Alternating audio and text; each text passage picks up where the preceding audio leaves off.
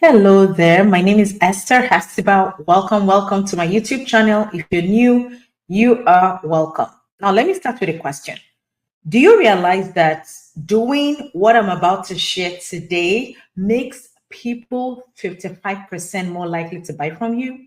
So if you're a solopreneur, you're a business owner, you're a startup, and you want to learn how to keep your clients going, then this video is for you. Again, if you're new to this channel, welcome to this channel of blessings. Make sure you subscribe, make sure you share with others, and make sure you like the video as well. And of course, your voice matters. So we would love to hear from you what value this content is adding. And if you have any other content that you feel will be helpful, please do not hesitate to let me know. All right. So I'm going to start with really helping you understand the power and the value of emotional connections. Now, when I started, I just said that 55% will be able to buy from you.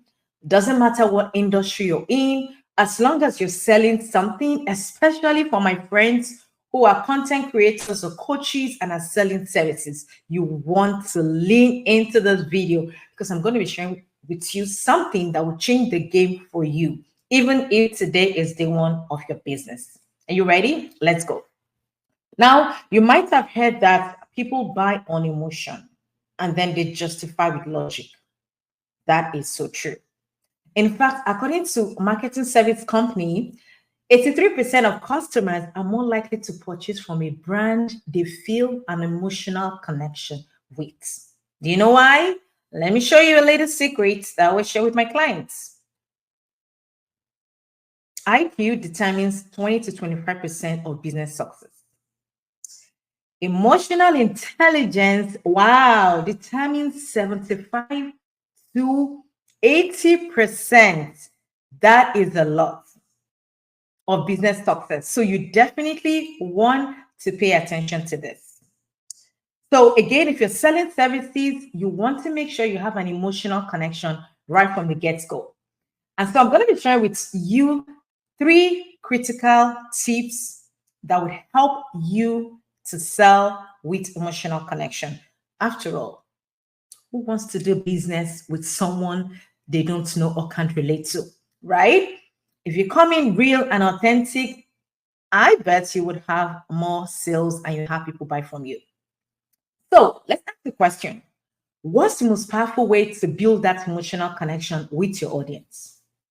Well, the secret, knowing your selling superpowers, or what I call your selling strengths. So it could be the SSS, so selling strength and storytelling. A powerful combination. Like you just saw in the graphic I showed you, emotional intelligence is non-negotiable to your business success. Why? Stories move the heart. And I'm going to show you in this video because you will find that you're going to get hooked to my content today because I'm going to make sure you're engaged and you can also do this with your clients and your potential clients as well. All right, so let's get to sharing 3 quick tips and steps to help you start mastering your selling strengths and your authentic storytelling. I'm going to share this because when you do this, you will get to the root cause of why some people do not have sales in their business or they're not able to retain clients. If you share from your heart as you sell, you'll find more people connected to what you're selling. So let's go to quick step number 1. Share your origin story. Why are you doing what you're doing? Why did you even start a business? Well, let me be that example for you today. So when we talk about sharing your origin story, we want to talk about why you started this journey. Be vulnerable, be real. If you haven't watched any of my video, you want to watch this particular video that talks about how I didn't have anybody show up at one of my workshops. And guess what? I'm here today to share the story. It wasn't fun at the time when I started my business 5 years ago, but now I'm able to share that story as a life lesson. So be vulnerable, be real, share your struggles and triumphs, share your wins, but also share how behind the scenes you are struggling. because it is only when we learn to fail and move forward that we get to actually succeed and win. Let me know in the chat if this is true for you. I would love to hear your story as well. So, with this quick step number one, share your origin story. It means that you want people to see the human behind the business. All right. So, quick example, I started my business 2020 when I lost my job. I was working in a corporate Fortune 500 company and they had a restructuring. I was in middle management and they told me to leave. Well, at the time, I didn't feel that way. I felt like my world was crumbled, but I decided to take a bet on myself.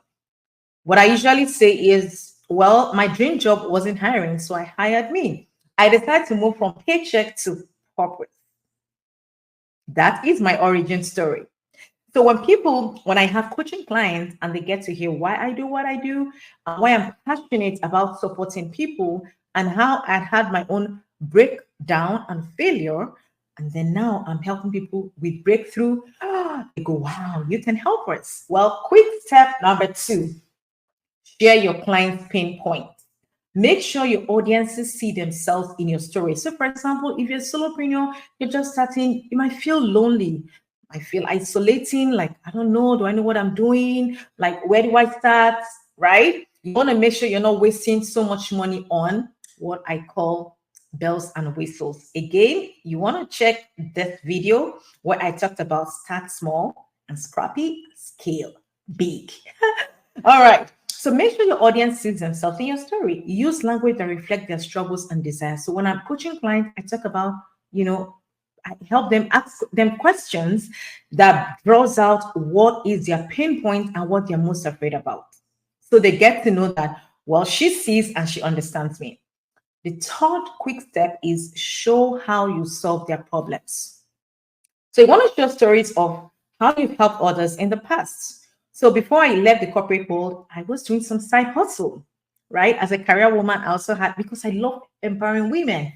So I already had some women that I work with in masterminds, on personal growth. And so I was able to share the stories with potential clients, showcasing my unique approach, personality, and the impact that I've made. Now, let me share with you a couple of testimonials that will put this together for you. So real quick, I always say testimonials are a gift from above. It's an honor to be of service. So here are a few gifts that my amazing clients have shared about my workshop and coaching services. So if you take a look at this pictures the three quick steps I just shared with you: storytelling and understanding my selling strengths or my superpowers.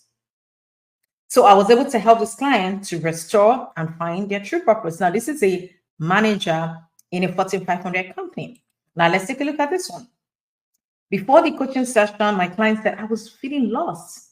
I didn't know what I was going to do, feeling really lonely as a newcomer, right? But after, so again, transformation is the before and the after story. So you're able to take your client from point A to point B. After, my client said, I feel more confident, right?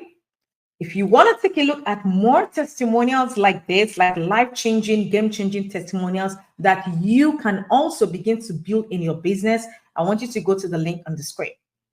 All right. So as we wrap this up today, I want you to stay tuned because the Shine Business Builder community is going to be open very soon. I want you to join the wait list through the link below.